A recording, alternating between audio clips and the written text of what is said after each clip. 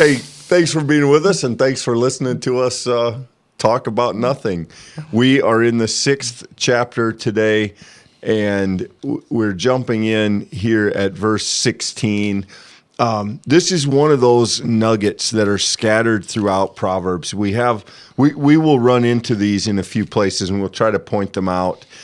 But you have this little self-contained unit. As we move deeper into the book, most of the Proverbs are literally one verse and maybe 2 verses at most. But in this early part, we have these sections that are kind of grouped. And here we get the first one I think that we've run into. So we're in chapter 6, verse 16. There are 6 things that the Lord hates, 7 that are an abomination to him. And there's almost a sense of poetry to this. And then the author goes on to name the things. So I think we'll just work through these one at a time, Michael, rather than verse by verse. So the first one is haughty eyes, or you may have proud eyes. The idea is an inflated sense of ego. And the scripture is pretty uniform in condemning pride. You may know C.S. Lewis called it the chief sin. The ancient theologians and monks and mystics called it the great sin.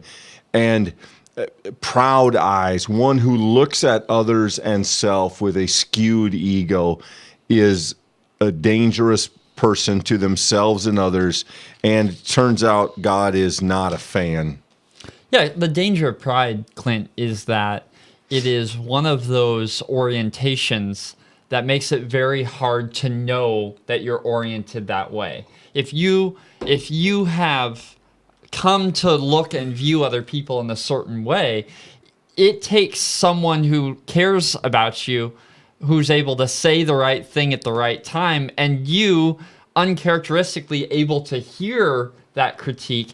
Pride is just a difficult sin because it can be hard to be called out of it. Yeah, and it's essentially a shield against truth. We cannot learn something when we're convinced we already know it, and we cannot appreciate someone when we're convinced that we're better than they are. And so pride is dangerous because it opens the gate to so many other things, judgment and animosity and lack of compassion, and the idea that I deserve things and others don't. And so haughty eyes, or pride, is the first of the things that God despises.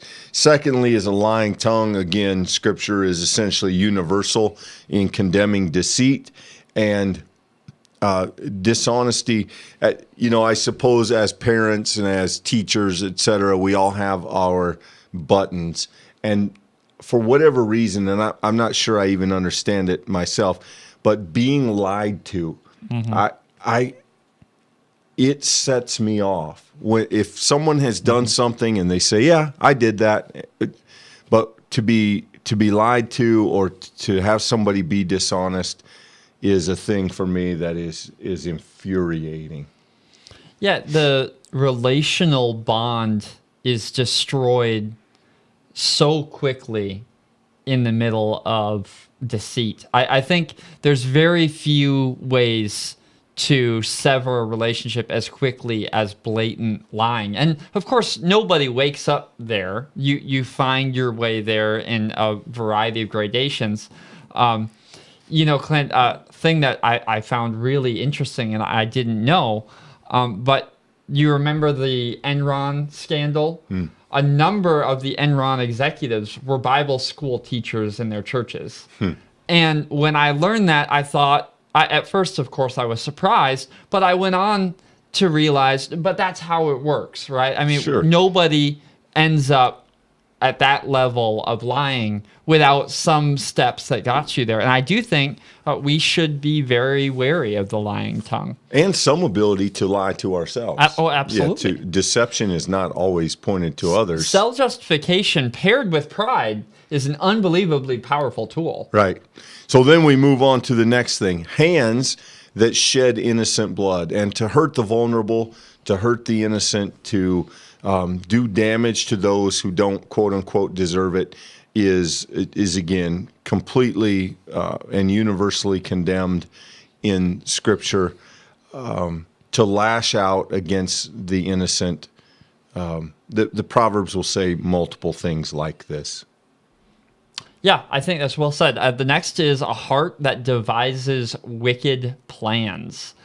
And Clint, I think it's interesting. I don't know if you've noticed this. It seems to me that like 10 years ago, every movie that came out had a clear villain, a clearly bad person. Sure. And the vogue today is if you go to a movie, it's a 50-50 whether the villain's going to be the hero. They're going to, they're fighting with themselves. This idea that there are hearts who devise wickedness, that someone who plans to do something bad, that happens, right? And no one wakes up the same way with lying. I don't think anybody wakes up hoping to be wicked that day. But Clint, once you start deceiving yourself that this is a thing I deserve, or this is a thing that even though the means are wrong, the end is justified, we can start finding ourselves bending the good so that we can reach towards something that we've justified. And I think when that happens, we need to be called out for it. Yeah, I think the author is wise here, clearly, in combining the idea of wickedness and heart, that many of those things that come to fruition and cause harm to others begin internally, that they are the product of planning and thinking and self-justification and pride and deceit and all of these things. And when they give fruit to wickedness. So the heart devises the wicked plan, feet that hurry to run to evil. So an orientation to do what's wrong, an inability to follow the right path, and instead a willingness not only to follow, but to run along the wrong path. And Michael, I don't know if there's much else to be said about that. That's fairly clear. Except maybe the wrong path is often the shortest path. If you value efficiency over all other things, that's a quick way to find your feet in the wrong place. Yeah. Then we get we've come back around to dishonesty, but it's very specific here. A lying witness who testifies falsely. And that's not just about deceit. That's about not being trustworthy. In other words, being in a position where one is trusted to do the right thing and instead doesn't. And I think, Michael, that is slightly different than the lying tongue that we've already seen. It's a miscarriage of justice when one has seen a thing and testifies something else. That is not just a social complication, but that is the center of the gospel, Clint. The idea that we are witnesses to Jesus Christ. That's not what's at mind here, but it just makes me think that anytime that we testify to a thing that we've seen and we do so falsely, we by definition are slandering the good news that we have seen and we are called to testify to, and that is not a good thing. Yeah. And finally here, and one who sows discord in a family. In the Bible, family relationships are often taken as the paradigm for all relationships. And the idea is that if we cannot treat well those whom we live with, that we will struggle. If we can't keep those most important and most significant relationships right, then we will have virtually no ability to do that outside of our home. And so one who creates discord, one who breaks peace, one who creates tension and drama and pain in a family is lumped in here with these other things. And that's a significant warning, I think, for a book written in essence to a son. Right. I don't know if there's an aspect of life that requires more discipline and character than family. These are the people who know you. They know the good, they know the bad, they know your buttons. To be able to exercise Christian disciplines of humility, patience, love, to do that within not just the walls of your own home, but to do that with extended family. I think this is one of those things that is so much easier said than done because of how hard it is to practice this in the nitty-gritty daily life that we live. And yet when we do it right, Clint, it's a beautiful image of Christ's love for the church and Christ's desire for us to live in fellowship and harmony. So it's a great thing, but a hard thing to do. Yeah, and I think we have to be careful with this because it's been misused and it has created undue pressure on often children at the time. But I think in the scripture, there is this idea too of your family name, your family reputation. One who sows discord is one who embarrasses the family, one who takes character from the family, who brings shame upon the family. And again, in our day and age, I think we'd want to be very cautious with that. But I do think that that's worth thinking about carefully. Yep. So, again, we have this personified here, the things that God doesn't like. And notice what the author does with them. He puts them in a physical body: eyes, tongue, hands, heart, feet. And the result is dishonesty and discord.